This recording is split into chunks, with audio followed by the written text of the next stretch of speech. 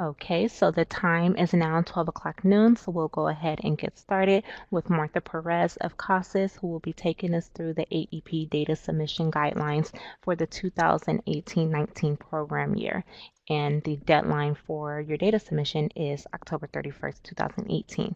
But before we get started, I want to let everybody know if you're just now joining us, the PowerPoint presentation is available for download. Please just select the file and it will download to whatever browser your computer downloads files to. Please post any questions in the chat pod throughout the webinar today. Martha Perez will be intermittently answering questions, so please be sure to pose any questions you may have in the chat pod, and she will get to your questions as soon as she's able to. So if she doesn't answer you immediately, just be patient, and she will get to your question. This webinar is being recorded and will be available on the California Adult Education website, and it will be posted under Administrator Professional Learning and Student Data Reporting. I'll be sure to post the URL where the PowerPoint presentation as well as the webinar recording will be located. So if you have to leave for any reason, you would like to go back and view the webinar recording or the PowerPoint presentation or pass this information on to colleagues, you'll be able to do so.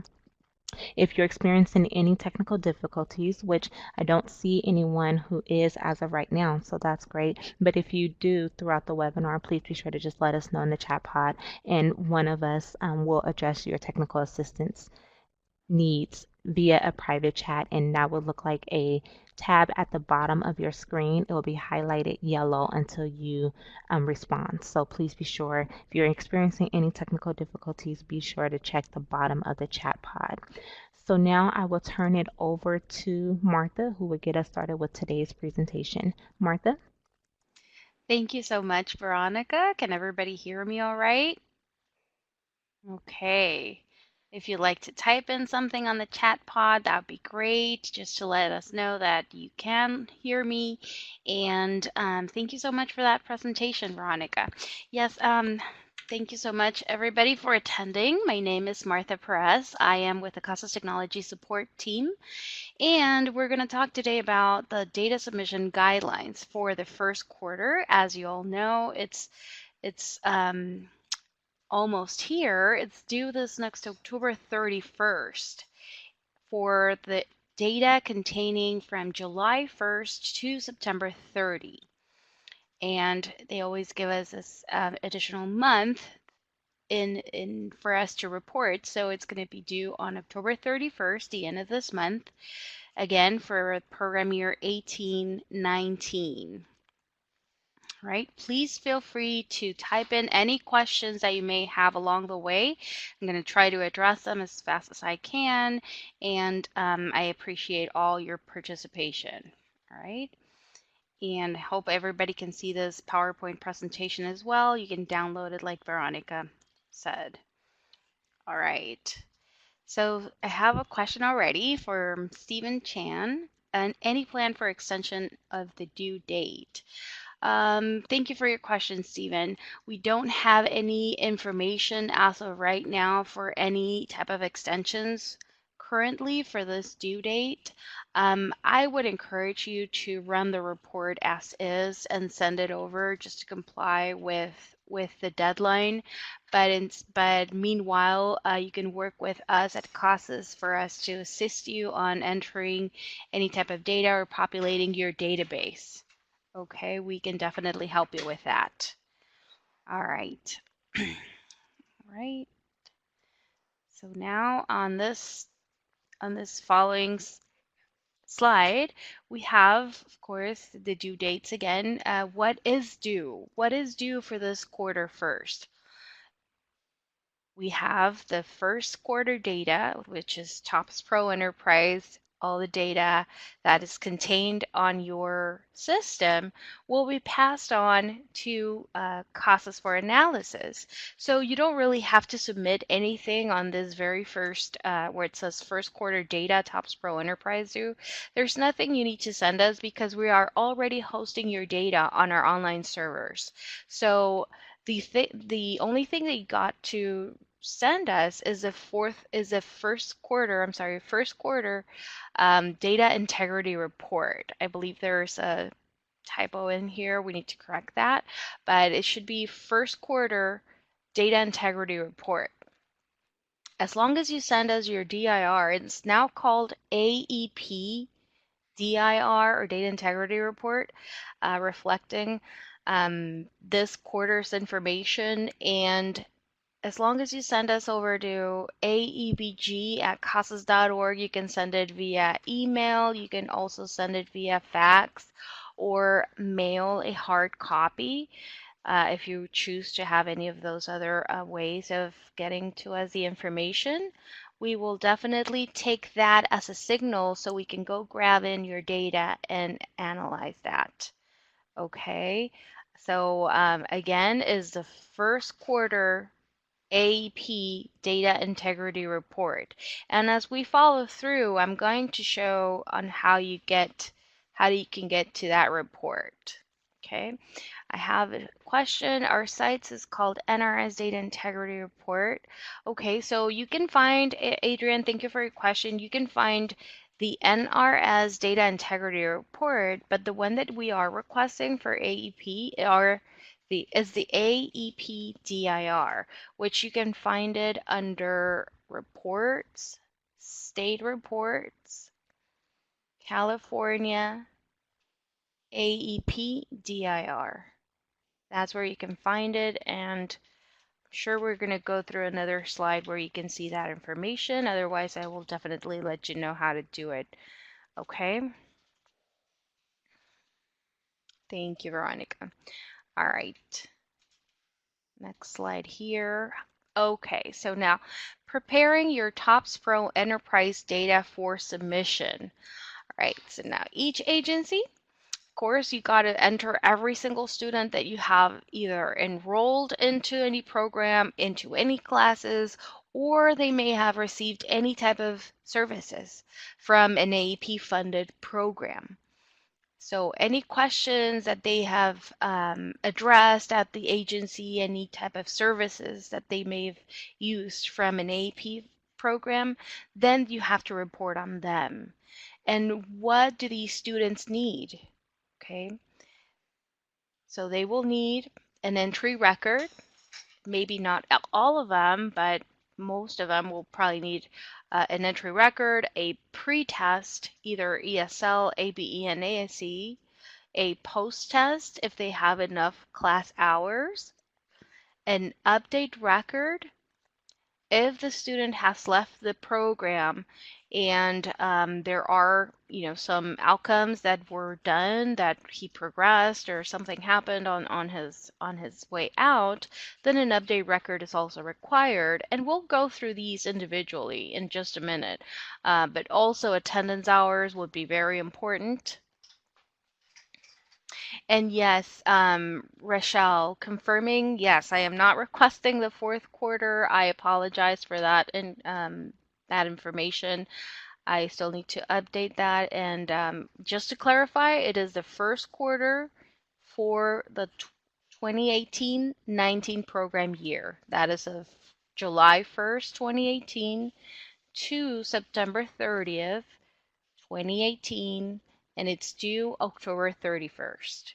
Okay, thank you, Rochelle, for clarifying that. No problem. All right, now in the following slides, we're going to go point by point and being very specific about what TOPSpro Enterprise requires from each of these students, okay?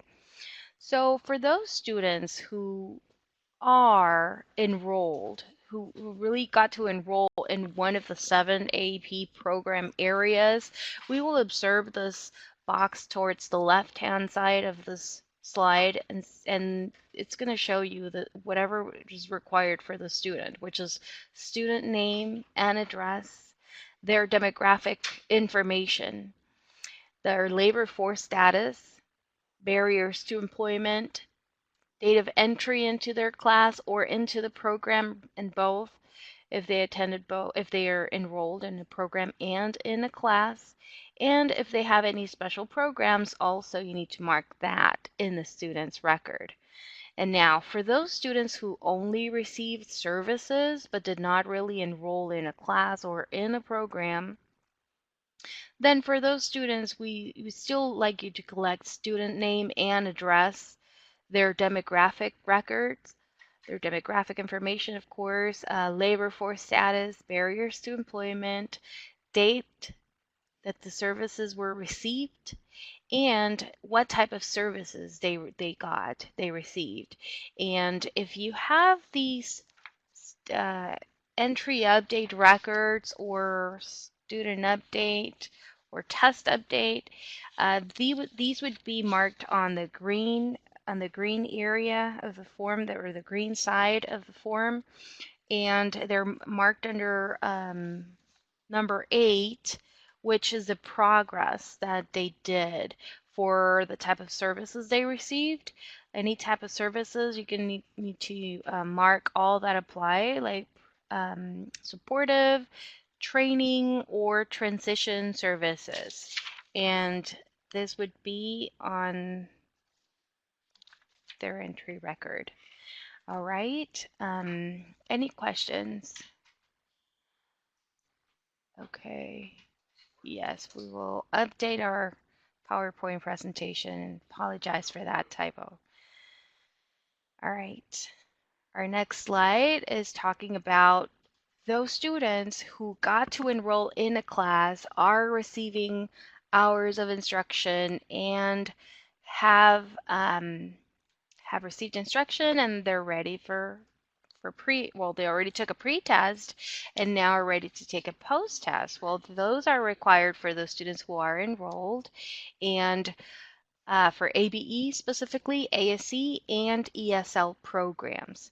And also, there are other assessments that can be provided, specifically CASAs, and others that are approved by the AEP website.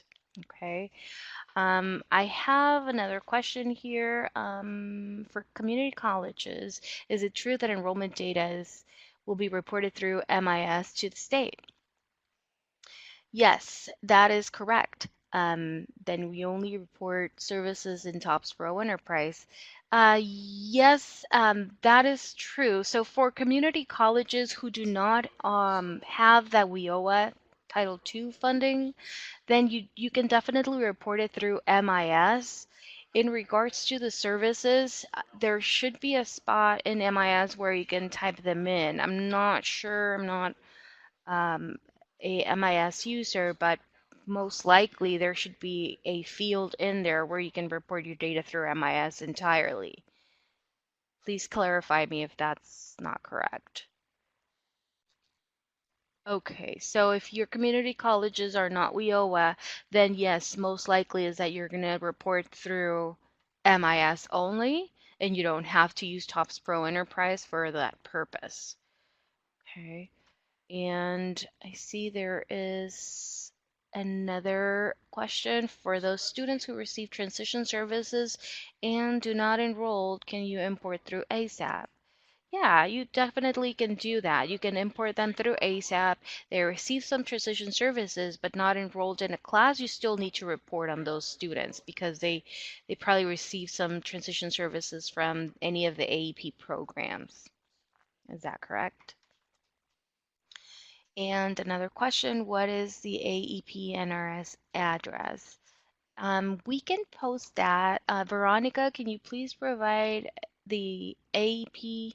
I'm sorry, Adrian, can you please clarify what address are you referring to? Thank you.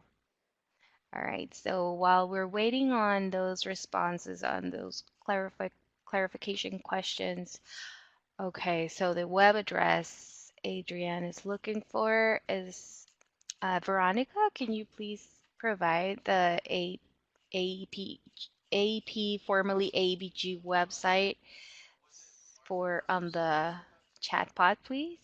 Thank you, Veronica.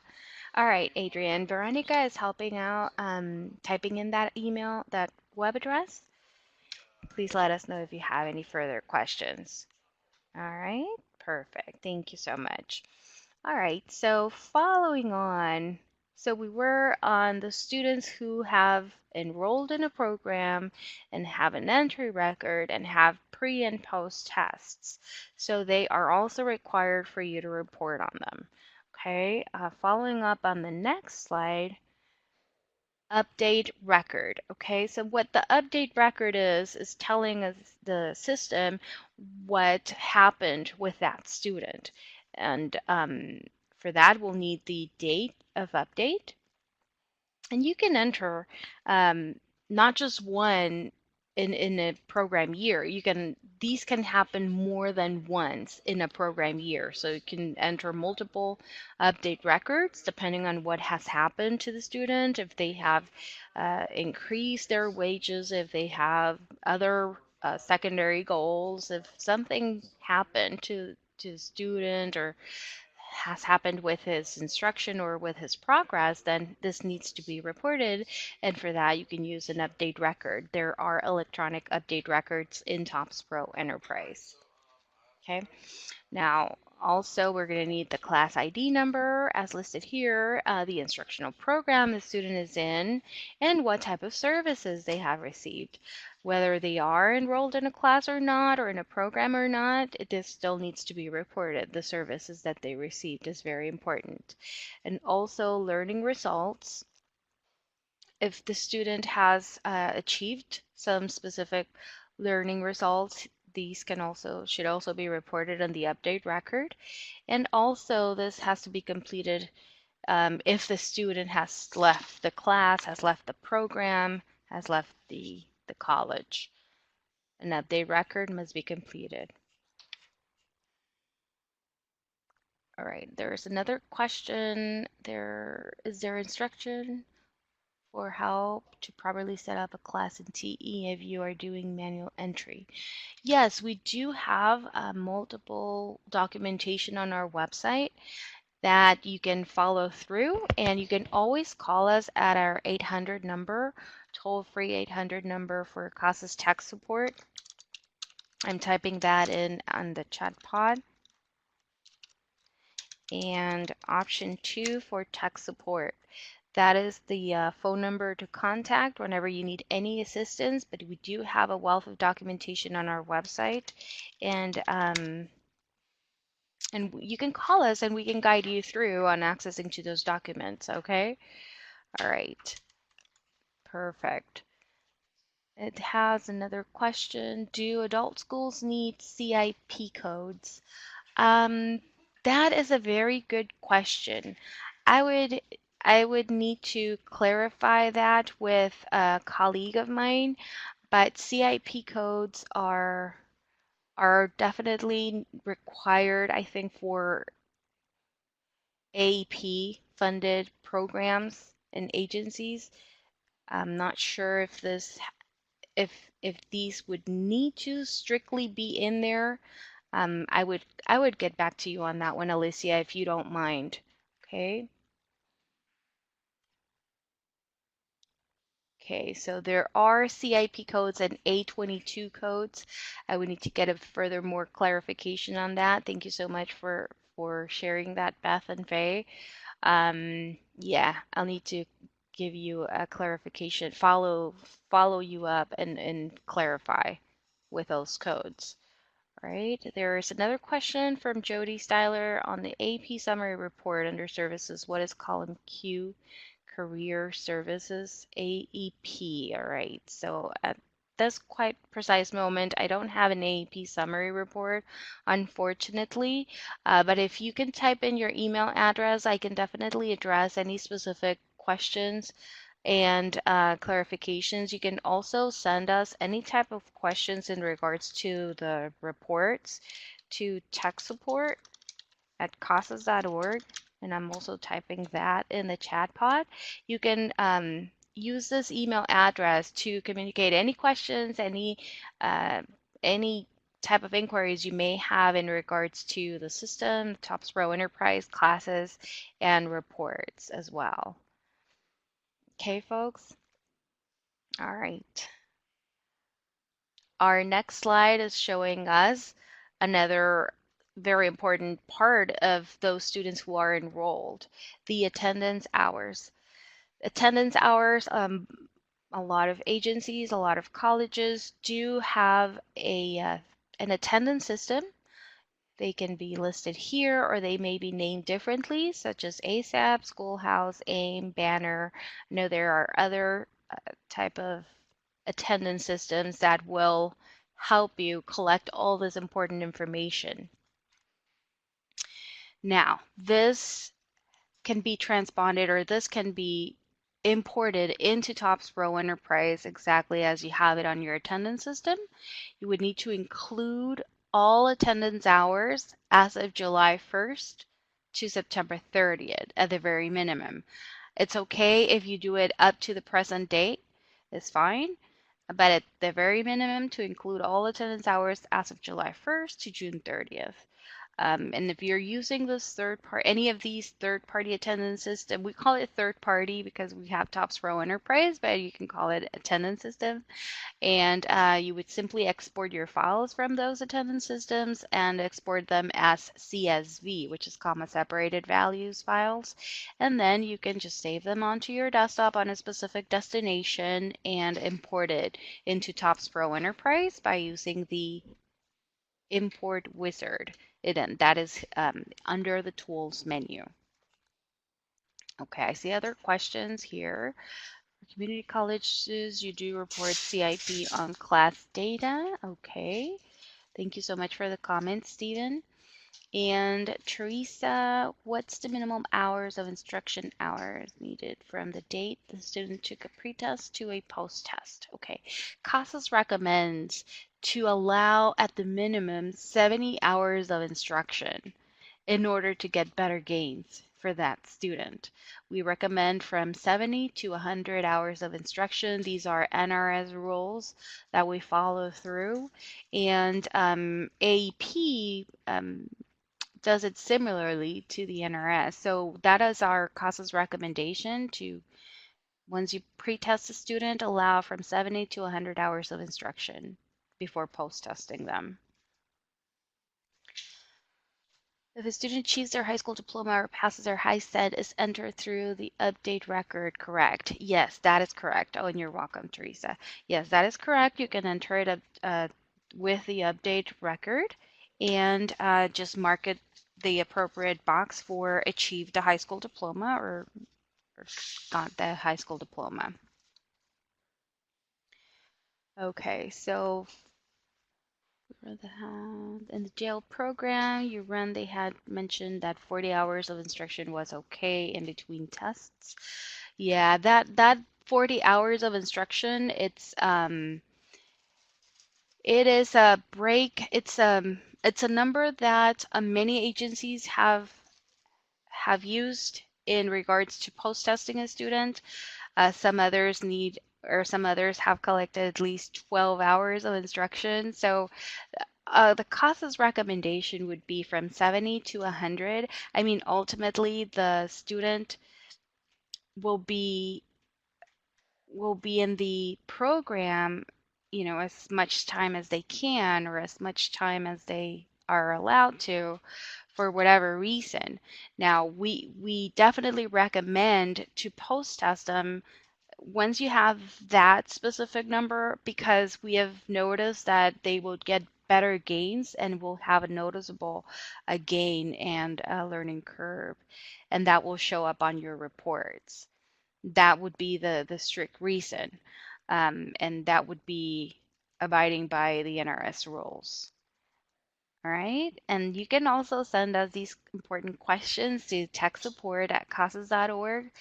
So there is a bigger team that oversees this email address, and you'll get the best response, not just from me, but from anybody else that is copied in this tech support team, which involves our wonderful technology support trainers and coworkers here. Okay. All right. So our next slide shows the high school diploma. So for those students who have improved their literacy skills and they have showed some progress towards diploma, like for instance, those who arrive at an ASC low level, to your college between ninth and 10th grade, and they advance by getting enough school credits to get into the ASE high level between the 11th and the 12th grade. Okay, so they need to have an instructional program marked as high school diploma and instructional level ASC low or ASC high. You can endorse that. You can self-endorse that. Either they can do it through the pretest, or you can self-report on them. And on the entry form, which is the blue part, the blue entry record part, is on field number 18. You'll find that in there, instructional level. It needs to be marked as at least ASC low, or it can be ASC high as well for their instructional level. Okay, and once you have either through the pretest levels or self-reporting that, and then if ASC low, if the student is ASC low, the learner will achieve outcome by marking self-report ASC high or earn the high school diploma. So as long as they get their high school diploma, you can self-report them as ASC high, so you can exit them from the program, and that will show up on their gains. And then if ASC high, the learner will achieve or achieves outcome by making earn the high school diploma, and that's how the learner will achieve their outcome. I see another question here. When you say instructional program, do you mean a class? No, when I mean instructional, I meant instructional level. That is marked on item number 18 of the entry record. It's the instructional level for the student. That comes out with once you pretest the student and they are marked, they are located in between those instructional levels. Either he can be beginning literacy, beginning low, ASC, beginning literacy for basic skills, or intermediate low.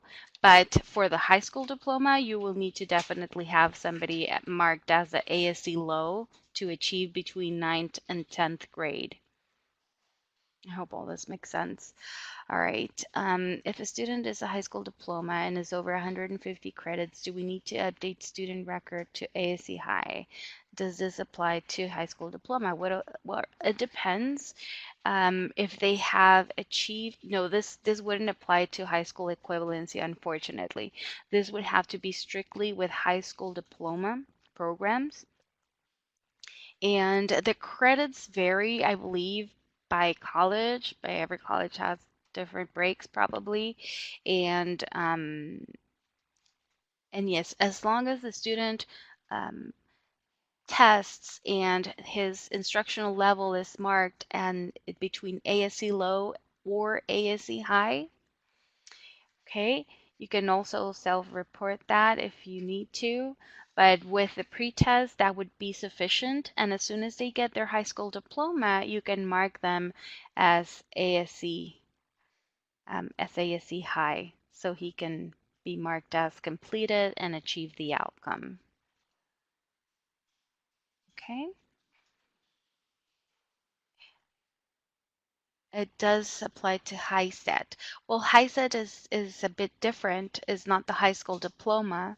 Unfortunately, this would only be applied to the high school diploma. Okay. All right. You're welcome. Next slide. Importing data from a third-party attendance system or from your local system, which could be ASAP, AIM, or any of the others that we have described on the other previous slide. So on how would you be able to do that? Well, first you export your data. You get a CSV file and you store it in your computer. And then in TOPSpro Enterprise, you go to the Tools menu and you click on the third-party import wizard, which is going to show you this slide right here. You would click on Tools, Third-Party Import Wizard, and that wizard will guide you step by step on how to make the next step, how to take the next until you can upload your file. It's going to give you very simple instructions. And remember to always, you can call us to techsupport@casas.org.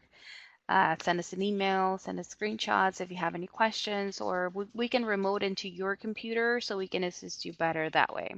All right.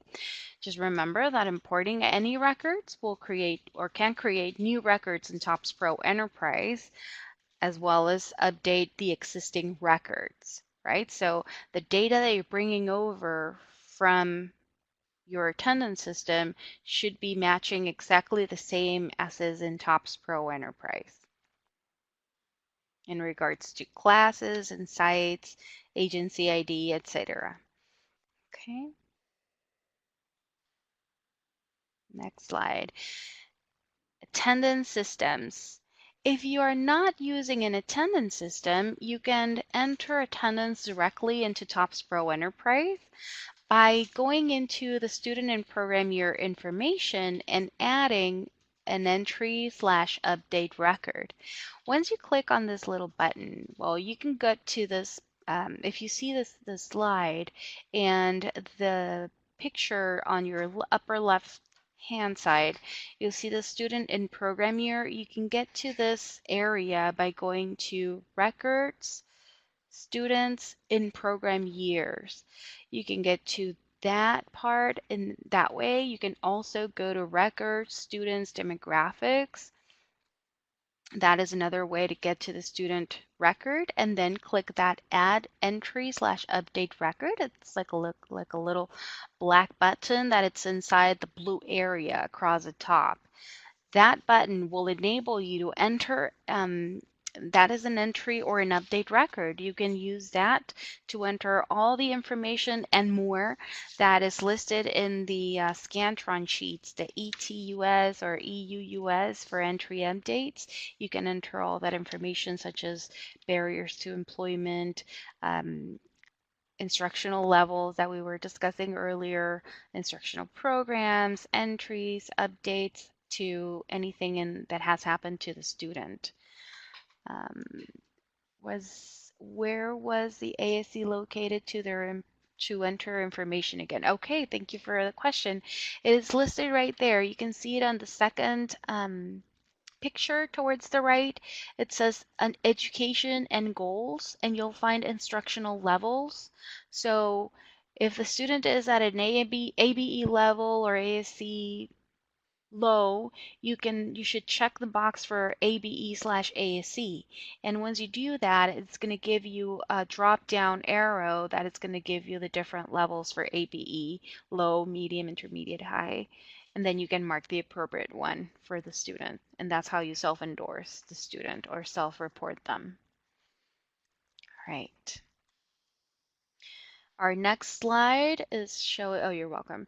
And our next slide is showing the daily attendance. If you don't want to use the other area where I was showing you where to enter hours of instruction, you can do it through the daily attendance in TOPSpro Enterprise as well. You would need to go to the class instance information by going to organization, classes, instances. Okay. Once you are in the class instance information, you have the ability to click on this little button that looks like a pencil, so you can enable editing for that specific class. And if you do daily attendance, well, we encourage you to do it at least once a week, the daily attendance. So you can, well, daily is supposed to be daily, but I know sometimes it's not possible to enter daily attendance. And if you're doing this category attendance source, daily attendance, you can do it at least once a week. So you can enter all the hours or all the minutes that the student spent in the program by checking the boxes that pertain to or that apply to the dates that the student spent in the class. You can also there's also other attendance sources such as student update or student cumulated as well. So you can pick and choose whichever attendance source you would like to use, just be consistent with that attendance source. The student update source will, as well as the daily attendance, will add on to every single record that you have added for a specific student. And the student update cumulated attendance source will accumulate, and you would record the last amount of hours every time. So if a student received 10 hours in September, 10 hours in October, sorry, it's July, August, and September. So let's say a student received 10 hours every month. You would be recording, if you were choosing to do the student update accumulated, you would choose to record 10 hours in July, 20 hours in August, because that's accumulation of July and August, and then you would record 30 accumulated hours in September. So that would total up the 3 previous months in this quarter instruction time. I have another question related to slide 3. Is there a testing window for the ABE or ESL ABE pre-test or post-test? A testing window in regards to the since they enrolled in the class or since they received instruction. The recommendation is from 70 to 100 hours of instruction to get better gains. So it's most likely, or it's very possible, that in this first quarter, not a lot of students are going to have recorded a post-test. So, and that is fine. That is perfectly normal. We do understand that. And then at the end of the program year, most likely by the third or fourth quarter, there are going to be more post-tests recorded in there. All right. Thanks, Chad, for your question. All right, so now clarifying on that daily attendance, you can enter that manually as well if you don't have an attendance system. All right, another slide here is checking the quality and completeness of your data in TOPSpro Enterprise. So now, in order to do this, you just need to run the AP Data Integrity Report as seen on this slide. You would need to go to Reports, click on State Reports, California, AEP Data Integrity, marked with the blue arrow right here. This is the report that is needed for you to please report on your AEP programs and your AP students. This is the one that you need to generate. And you can still contact tech support for any questions on how to run that report. And now our next slide is showing you how to run it, which is really simple. Once you follow the steps before, let me go back once again. So it's reports, state reports, California, AEP, data integrity. Inside this California field, you will also find the AEP tables, AEP barriers to employment reports, and AEP consortium manager reports if you're a consortium manager as well. So you can run all those too for yourself, but the one that you need to send over to us is the AEP data integrity. All right. All right, our next slide is showing a view of the report general settings setup. By default, there are some, the program year is selected by default, the current one. The current program year is selected automatically, as well as some 9 checkboxes that you see under the programs. You'll find that basic skills or ABE will be checked, ESL, high school diploma, all the ones that are marked in with a check mark, these are automatically part of the AP programs, and these will automatically be checked for you. And now all you got to do is just click the generate button. All right, so these will be automatically checked, automatically marked, as well as the current program year. But if you want to verify and make very sure that we're running it for this current program year, then you can say click on that 7/1/2018 to June 30th, 2019. So it's running for the 18-19 program year. But all of your TOPSpro Enterprise databases were all updated on July 1st to match up the new program year from the 1819. There are some agencies that can modify that, edit it, or bring it back to see last year's records. But other than that, I would always encourage you to have it in the current program year settings. Okay. And thank you so much, Veronica, for addressing that question with the AEP acronym. All right. Next slide.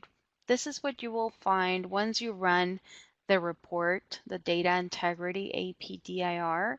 You will see the summary information. On your left side, you'll see students who received services but did not enroll in a class. They will show up here on the second row. And the total amount of students who enrolled or have or received some services, they will appear on the very first section. That's the very first number that you'll see. And then there are these other students who may appear and have achieved outcomes but are not enrolled in an AP program. They will be marked right here, and then you can address and verify their information. And then you can enroll these students into one of the AEP programs in order to claim the outcome, right? Pretty simple. Any questions? So I guess the APDIR is more of like an inventory of your data, and so you can claim your services. This is for you to help you monitor what you have in place, all right? And then I have another comment here from Maureen. You don't need to make sure you are running for the first fiscal quarter only. Okay, that is a very good question, Maureen.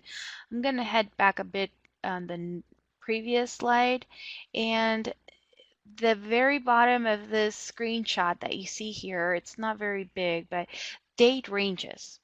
That's a very good question because we are right now running it for the first quarter, which is fine. You can specify first quarter or first fiscal quarter. It's okay. You can do that selection, and that automatically will select data from July 1st to September 30th. But what's going to happen next quarter is if you do that selection for activity date as of second quarter only, it's going to leave out data, very important data from July 1st to September 30th. So you don't want that. That's why I always encourage you to just click generate, and it's going to include data from this last month, which is okay. It's not a big deal. It doesn't make a big um, error on your report. It doesn't look bad. I always encourage to generate as is without filtering for any specific date ranges, just because the first fiscal quarter is fine. The second, third, and the fourth, you don't want to leave out any single piece of data. All right? Okay. I hope that clarifies your question. All right. Martha, Yes. one of the participants wanted to know if you can, I think it was a few slides back, you were talking about how to update for ASC high and low.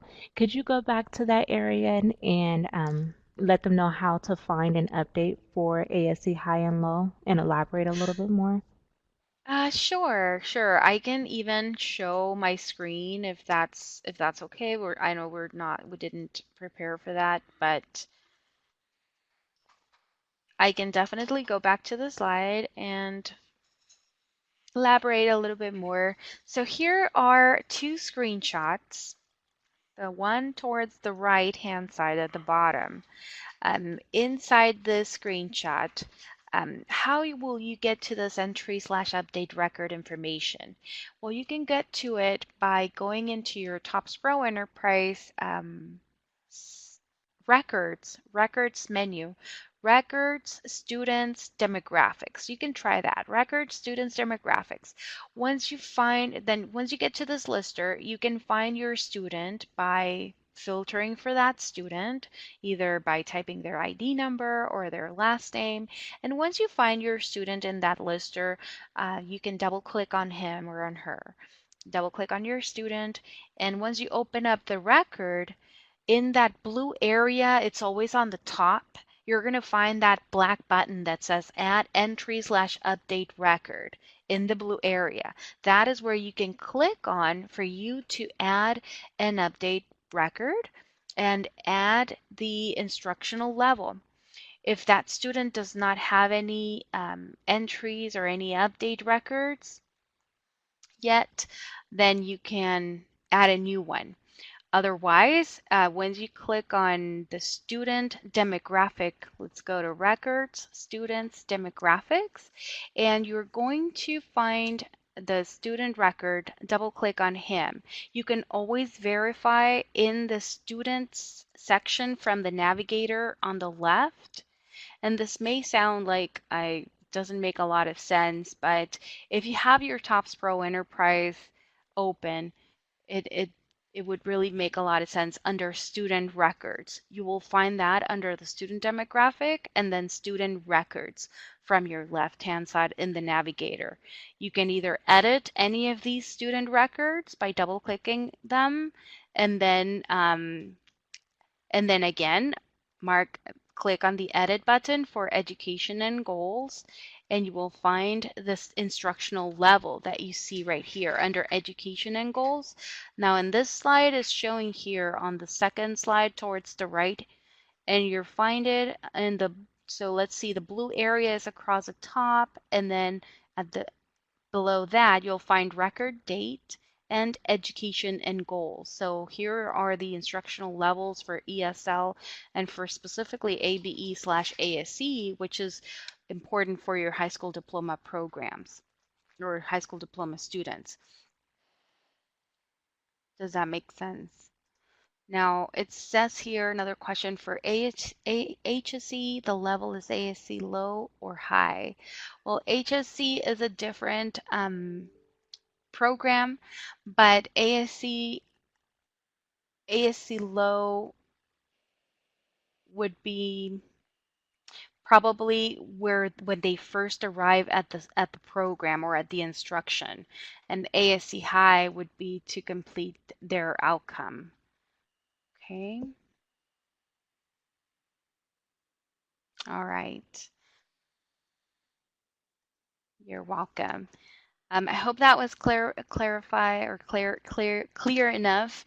Um, And we can also connect remotely after our webinar if you like, Adrian, so we can address that where you can fill out that portion or that section. Okay, kind of fast forward here through these slides and get to this AEP data integrity report.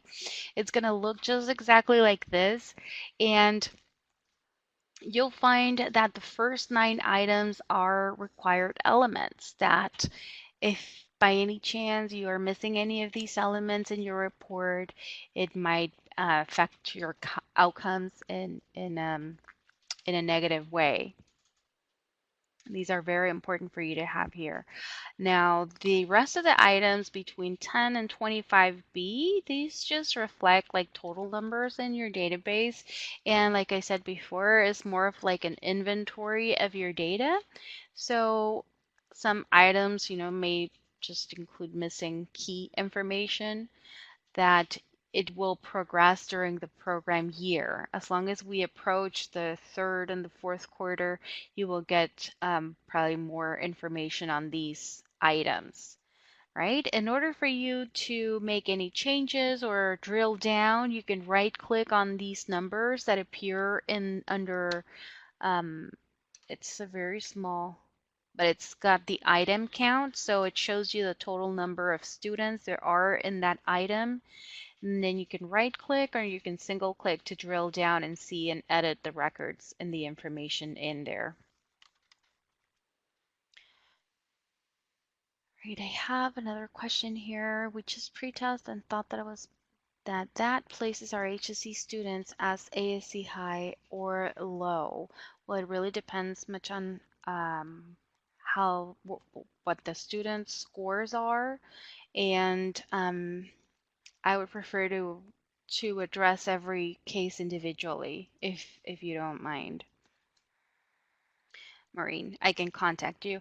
And also, Alma, regarding attendance, you did your first import cumulative on October 3rd, and your DIR will reflect the attendance. Definitely, definitely. The cumulative attendance was set up for your student, and this should reflect on your report. Okay, we can take a look at it individually if you like. All right, folks, now our next slide is what is next. All right, well, your agency's data is already in TOPSpro Enterprise. It's hosted on our online server. There's nothing you need to report on this area.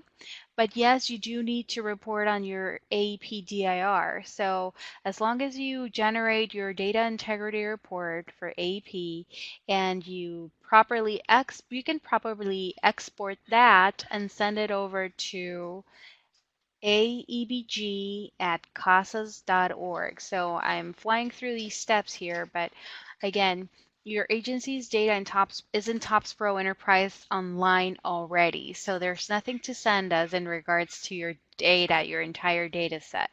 It's already hosted on our online server.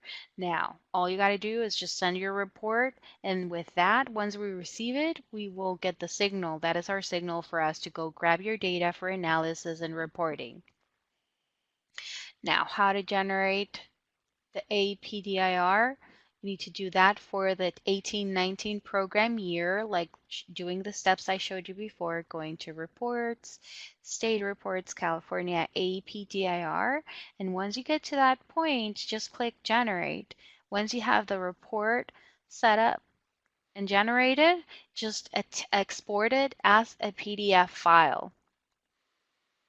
Save that onto your computer, and then you can go grab in later and send it via email. Attach that onto an email to aebg@casas.org and also your designated consortium data manager, so they are aware that you send us your report.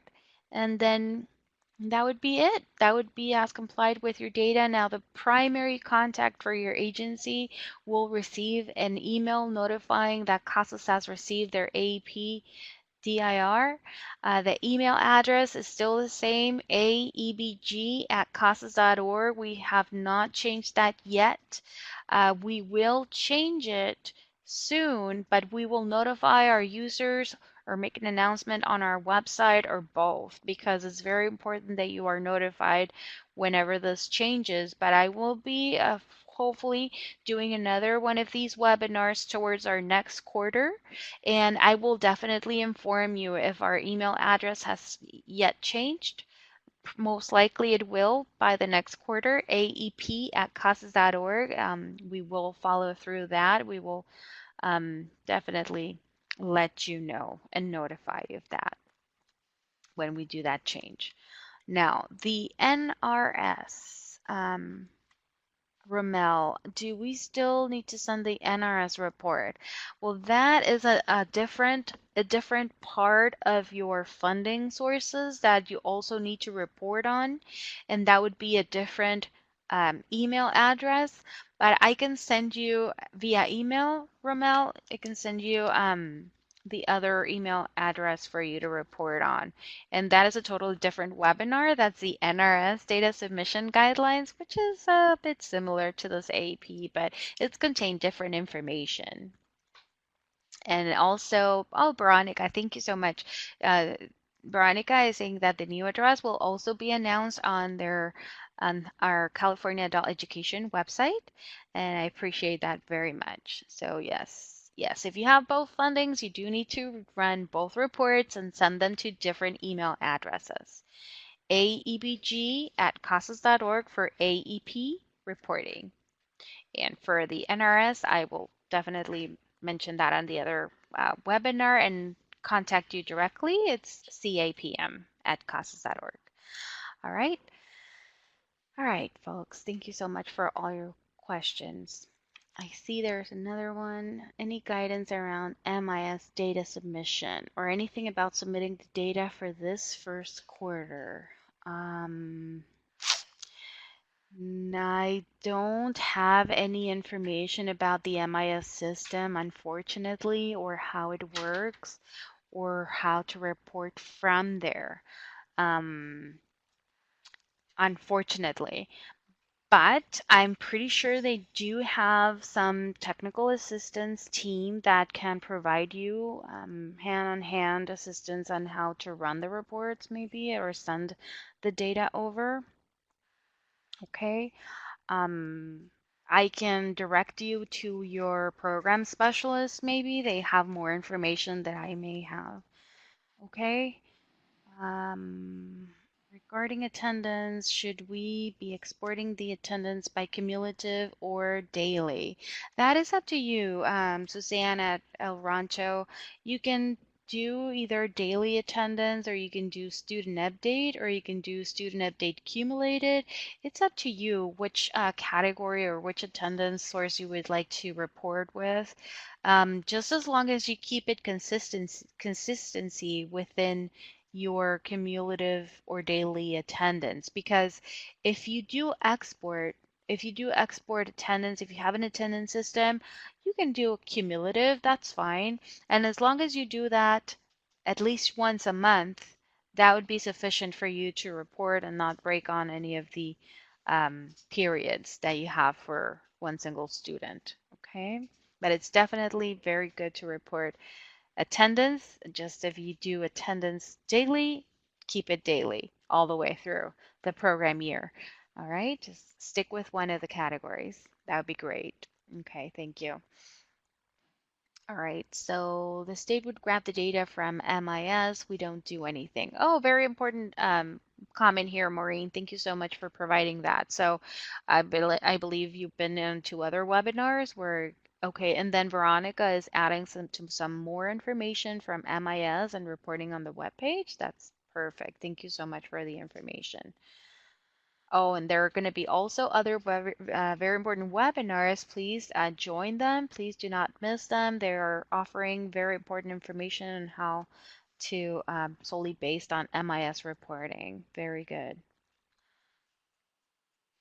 Okay, so in regards to AEBG, if you have the TOPSpro Enterprise and you also have other fundings, then you can report through TE.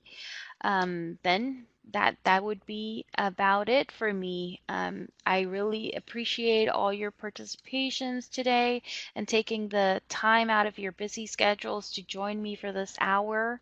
Again, our phone number is right here. It's 800-255-1036, option 2 for tech support. And the email address is techsupport@casas.org. Thank you so much for attending and participating, and I will hopefully speak to you soon, either via email or on the phone, on assisting you to get those reports on the way. Thank you so much, Veronica, for all your assistance and your valuable help. You're welcome, Martha, and thank you all for participating in today's webinar. As I mentioned previously, there are upcoming webinars regarding beginning of the adult ed year for CASAS data as well as MIS data. So the CASAS data one is tomorrow on October 24th at 1:30 p.m. Neil and Jay will be on, and they're going to be taking a deeper dive in terms of data and accountability reporting and how to use the CASAS data for various consortium level decision making. In addition, tomorrow we do have another webinar, and this webinar will be on leveraging AEP, formerly AEBG, to improve community partnerships. So if anyone in your consortium is wondering how to improve community partnerships, this will be a great webinar for you all to attend. And then we also have additional upcoming webinars. So please be sure to register for all of our upcoming webinars via the URL that I posted. In addition, I posted the URL for where the student data reporting, so this particular webinar recording and PowerPoint presentation will be housed. I'll get that uploaded later on this afternoon. So if you want to share this information with anyone else or you need to come back to it to review it, it will be uploaded later on this afternoon. So I'm going to close the webinar at this time, and when I do, the evaluation will appear. Please be sure to let Martha know what you thought about today's webinar, and if there are additional technical assistance or professional development needs, you can address them in the evaluation. Thank you all very much for your time, and we hope that you all will participate again tomorrow. Can you post that website one last time? Alicia, which website are you referring to?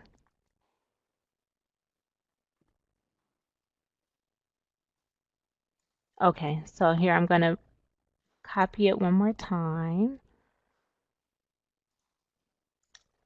And here it is. Alicia, it will be posted on this webpage later on this afternoon. All right, thank you all very much, and everyone have a great day.